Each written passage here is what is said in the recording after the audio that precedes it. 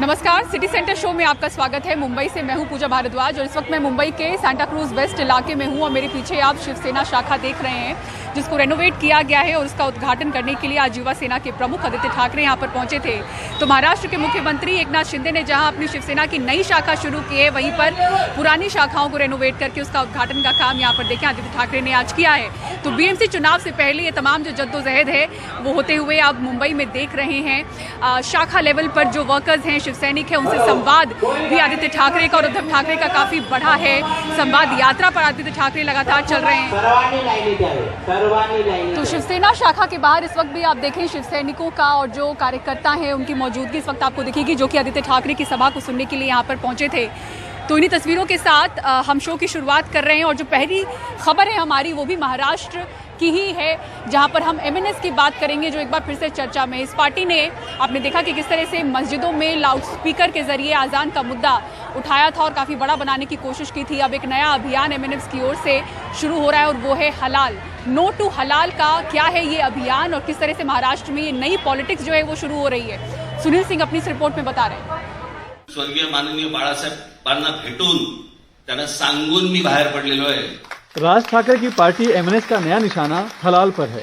MNS व्यापारी cell के अध्यक्ष यशवंत किल्लेदार ने आरोप लगाया है कि देश में हलाल मीट और उसके खाने की वस्तुओं का चलन बढ़ रहा है। इससे हिंदू झटका मीट बेचने वाले खटिकों के कारोबार पर असर हो रहा है। हलाल का कंपल्सन किया जा रहा है। कंपल्सन करना कौन से कानूनों में? और उसकी वजह से हिंदू घाटिक बेरोजगार हो गए, बहुत सारे हिंदू घाटिक बेरोजगार हो गए। तो ये भी एक मुद्दा है, उसके पीछे अर्थ कारण है, इकोनॉमी है, और वो इकोनॉमी का जो मामला है, वहाँ से वो पैसा कलेक्ट करते हैं, वो पैसा कहाँ जाता है और ये लोगों को किसने परमिशन दिया? हलाल वो है जो इस्लाम में जायज़ है और हराम वो है जो इस्लाम में नाजायज़ है, यानी कि सही नहीं है। जमीयत उलमा की ये सर्टिफिकेशन बॉडी इस्लाम के तय मानकों के तहत जांच परख कर उस उत्पाद को इस तरह का हलाल सर्टिफिकेट देती है। हमारे पास जो भी एप्लीकेशन आती है प्रोडक्ट को हलाल सर्टिफिकेशन इशू करने के लिए, तो हम लोग उसको देखते हैं। जो हमारे पास हलाल कैटेगरी में अगर आते हैं तो उसको सर्टिफिकेट इशू किया जाता है, जो भी इस्लामिक डाइट के एतबार से जो हलाल है, और जो इस्लामिक डाइट के एतबार से जो हराम है, जैसे पोर्क या उसकी डायबिटीज़ या अल्कोहलिक है, या फिर जो भी इंसानी हेल्थ को नुकसान पहुँचा सकता है, ऐसे प्रोडक्ट अगर आते हैं तो उसको हम लोग हलाल सर्टिफिकेट इशू नहीं करते। अब एक्सपोर्ट के लिए नॉर्मली जो हमारे पास एप्लीकेशन आती है ऐसे प्रोडक्ट को जो एक्सपोर्ट किया जाता है यहाँ से, तो उसके लिए हलाल सर्टिफिकेट लोग मांगते हैं और वही ज़्यादातर चलता है, डोमेस्टिक कम। एमएनएस ने हलाल के जरिए होने वाली कमाई से टेरर फंडिंग का भी आरोप लगाया है, लेकिन हिंदुस्तान में हलाल की प्रमुख सर्टिफिकेशन बॉडी जमीयत उलमा का कहना है कि उनकी संस्था 1982 से हलाल प्रमाणित करती आ रही है। ये हलाल सर्टिफिकेशन का काम 1982 से शुरू हुआ है और जमीयत उलमा मुकदमा 2007 से लड़ रही है। उसके अलावा जमीयत उलमा का एक अलग फंड है जिसका हम चैरिटी कमिश्नर को हिसाब देते हैं और हमको 12A और ATG सब मिला हुआ है। देश में बेरोजगारी और महंगाई चरम पर है, लेकिन राजनीति के केंद्र में हिजाब, मस्जिदों पर लाउडस्पीकर से नमाज के बाद अब हलाल का मुद्दा। मतलब साफ है, नेताओं की नजर में धार्मिक मुद्दा ही सबसे अहम और वोट के लिए फायदेमंद है। मुंबई से कैमरामैन प्रवीण रोहित के साथ सुनील सिंह, एनडीटीवी इंडिया के लिए। और उत्तर प्रदेश के लखीमपुर खीरी मामले पर अब बयानों से वार हो रहा है। एक तरफ गृह राज्य मंत्री अजय मिश्र टेनी हैं जिनकी किसान नेताओं पर अभद्र टिप्पणी है, तो दूसरी ओर राकेश टिकैत जो कि मंत्री की परेशानी गिना रहे हैं। इस सब के बीच मारे गए जो लोगों के परिवार हैं वो परेशान हैं और मंत्री को हटाने की मांग कर रहे हैं। अब सड़क पर कई बार होता कि कुत्ते भौंका करते हैं, सड़क के नीचे भौंकते, कई बार कुत्ते गाड़ी के पीछे दौड़ने लगते हैं, तो अब वो उनका स्वभाव होता है। अपने समर्थकों के सामने देश के गृह राज्य मंत्री अजय मिश्रा टेनी ने किसानों का मजाक उड़ाया और उनकी तुलना कुत्तों से कर दी। 10 महीने पहले ही उनके बेटे पर लखीमपुर खीरी में कार चढ़ाकर 4 किसानों और 1 पत्रकार की जान लेने का आरोप लगा था। अब लखनऊ जा रहे हैं, हम गाड़ी से बैठ के जा रहे हैं, भाई तेज रफ्तार से गाड़ी जा रही है, हम गच्ची की तरफ बढ़ रहे हैं। अब सड़क पर कई बार होता कि कुत्ते भौंका करते हैं, सड़क के नीचे भौंकते, कई बार कुत्ते गाड़ी के पीछे दौड़ने लगते हैं, तो अब वो उनका स्वभाव होता है। वो उसके लिए मैं कुछ नहीं कहूँगा, जिसका जो स्वभाव होता है। मंत्री ने खुद को अजय बताया और किसान नेता राकेश टिकैत पर जमकर हमले किए, जिन्होंने उनको हटाने की मांग को लेकर पिछले हफ्ते 72 घंटों के किसान आंदोलन की अगुवाई की थी। चाहे जितने राकेट टिकैत जितने आवे, मैं क्योंकि मैं राकेट टिकैत को बहुत अच्छी तरह से जानता हूँ। 2 कौड़ी का आदमी है, 2 बार चुनाव लड़ा, 2 बार जमानत जब्त हो गई। ये टिप्पणी ऐसे वक्त आई है जब किसान टिकैत के नेतृत्व में एक बार फिर दिल्ली में जमा होने की कोशिश कर रहे हैं। टिकैत ने पलटवार किया और कहा कि मंत्री गुस्से में हैं क्योंकि उनका बेटा जेल में है। इन्हीं बयानबाजियों से वहां पे 8 लोग मारे गए। तो इस तरह के लोग कैबिनेट में रहेंगे तो उसका क्या असर जाएगा।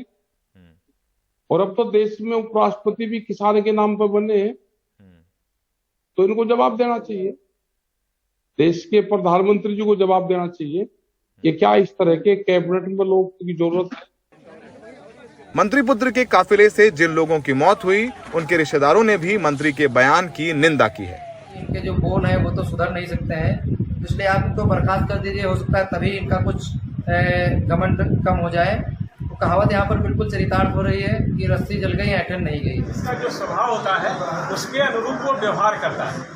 लेकिन बीजेपी उनका बचाव कर रही है। हमको लगता है कि उन्होंने कोई ऐसा कोई गलत बयान नहीं दिया।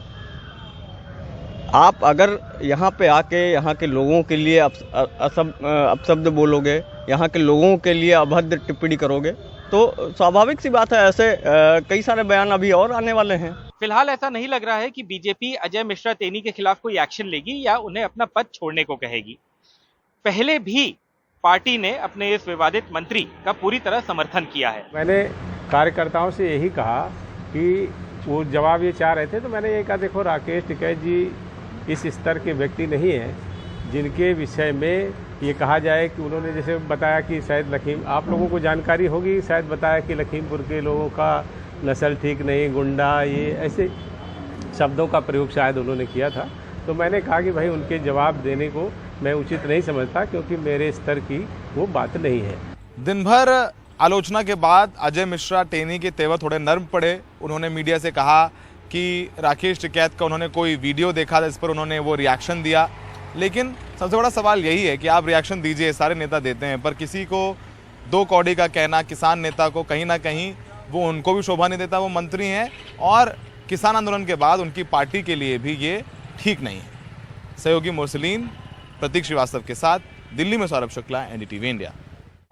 और दिल्ली सरकार की आबकारी नीति के मामले में चल रही सीबीआई की जांच के बाद अब दिल्ली के आबकारी आयुक्त और उपायुक्त को सस्पेंड कर दिया गया है गृह मंत्रालय द्वारा। इसी बीच जो अनियमितता की बात कही जा रही है उसकी जांच की जो आंच है वो मनीष सिसोदिया से लेकर तेलंगाना मुख्यमंत्री की बेटी तक पहुंच गई है। देखिए रविश रंजन शुक्ला की ये रिपोर्ट। दिल्ली में आबकारी नीति में कथित गड़बड़ी को लेकर अब तक 11 अधिकारियों पर जांच चल रही है। इन लोगों के खिलाफ लुकआउट नोटिस भी जारी किया गया है। हालांकि आम आदमी पार्टी का लगातार ये कहना है कि आबकारी नीति में कहीं कोई गड़बड़ी नहीं है और ये अब तक की सबसे अच्छी नीति है। इनकी मंशा एक्चुअली घोटाले पे बात करना है ही नहीं, इसमें कुछ नहीं है। कभी कहते हैं जी 8,000 करोड़ का घोटाला हो गया, कभी कहते हैं 1100 करोड़ का घोटाला हो गया, कभी कहते हैं 144 करोड़ का घोटाला हो गया, कभी कहते हैं 30 करोड़ का घोटाला हो गया। अभी एफआईआर की तो बोले 2 कंपनियों के बीच में 1 करोड़ का लेन देन हुआ, वही घोटाला है। तो मेरा ये कहना है ये सब इधर उधर की बातें। सोमवार को सांसद प्रवेश वर्मा ने तेलंगाना मुख्यमंत्री की बेटी कविता पर भी कथित शराब माफियाओं से मिले होने का आरोप लगाया था। सबके तार दिल्ली के मुख्यमंत्री उप मुख्यमंत्री से जुड़े हुए हैं, दिल्ली की शराब पॉलिसी से जुड़े हुए हैं। अब उसमें जो लोग इन्वॉल्व थे, चाहे वो किसी भी राज्य के थे, किसी भी पॉलिटिकल फैमिली के थे या कहीं के भी कोई भी शराब माफिया थे, जितने भी लोग उसमें डायरेक्टली इनडायरेक्टली ट्रांजैक्शंस में इन्वॉल्व थे, मीटिंग में इन्वॉल्व थे, सारे पैसे को ट्रांसफर करने में इन्वॉल्व थे, तो वो चाहे कोई भी वो नहीं बच पाएंगे। ऑनरेबल केसीआर गारू। सीएम केसीआर हमेशा से बीजेपी की पॉलिसी के खिलाफ बोलते आए हैं। हम सबको लगता है कि सीएम ने बीजेपी पर जो आरोप लगाए हैं उससे परेशान होकर बीजेपी हमारे परिवार की छवि खराब कर रही है। मैं सबसे ये कहना चाहती हूँ कि हम सभी योद्धा हैं और हमने तेलंगाना के लिए लड़ाई लड़ी है। हम प्रदेश के लिए और प्रदेश के लोगों के लिए सड़कों पर उतरे थे। अगर आज ये आरोप लगाकर हमें नीचा दिखाना चाहते हैं, इससे आपको कुछ नहीं मिलने वाला। We fought for Telangana. लेकिन इस मुद्दे पर मंगलवार को प्रवेश वर्मा सवालों से बचते नजर आए।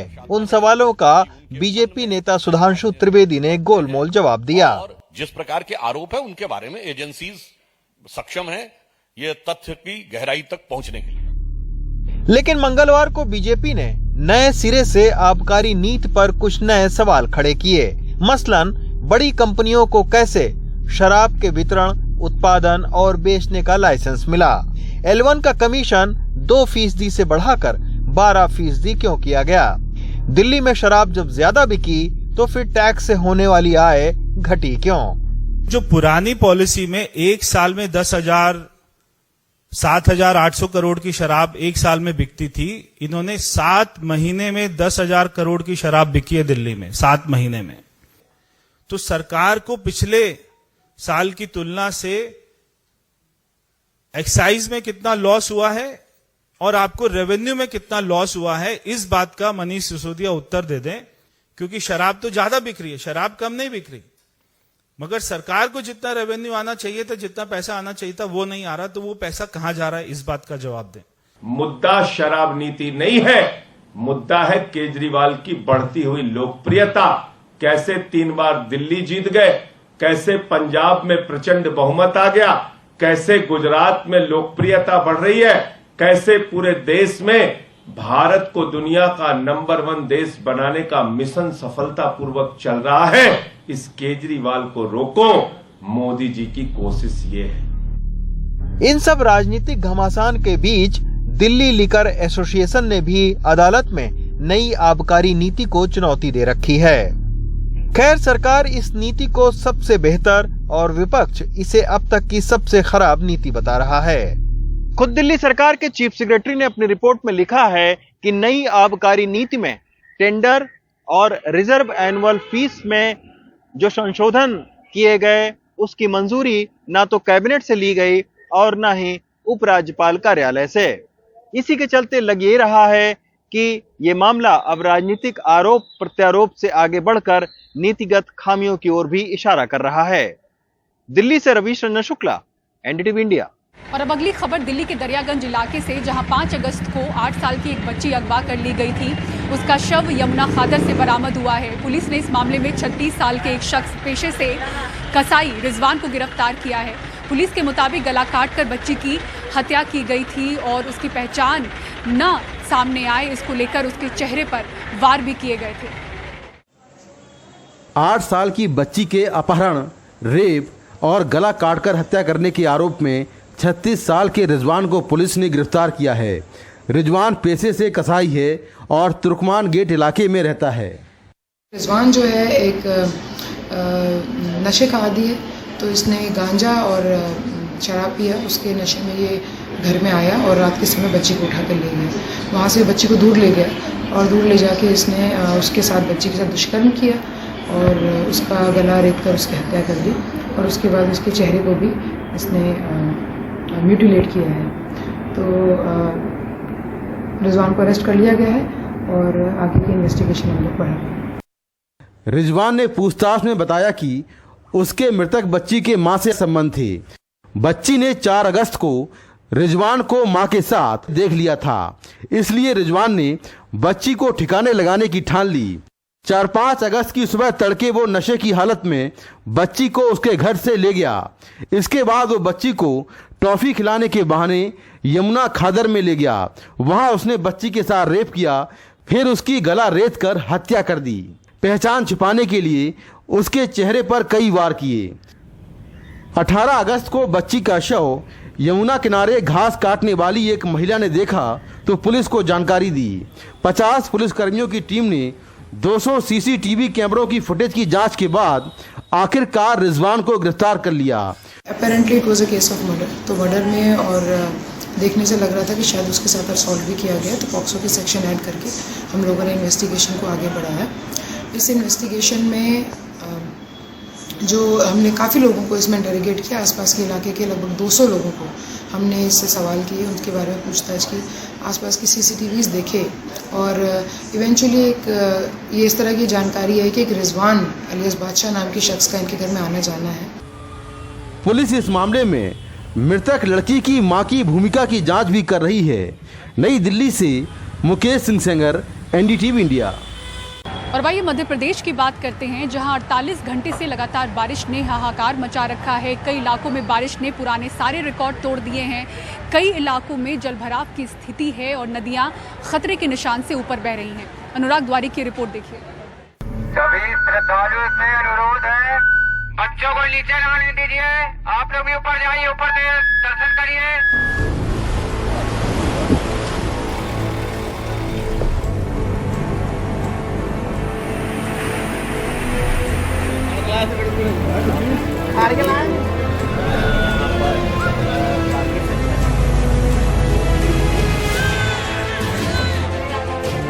ठंड के हमारे बच्चे वगैरह सब कुछ तड़प रहे हैं। बाहर से निकाला है वहाँ से।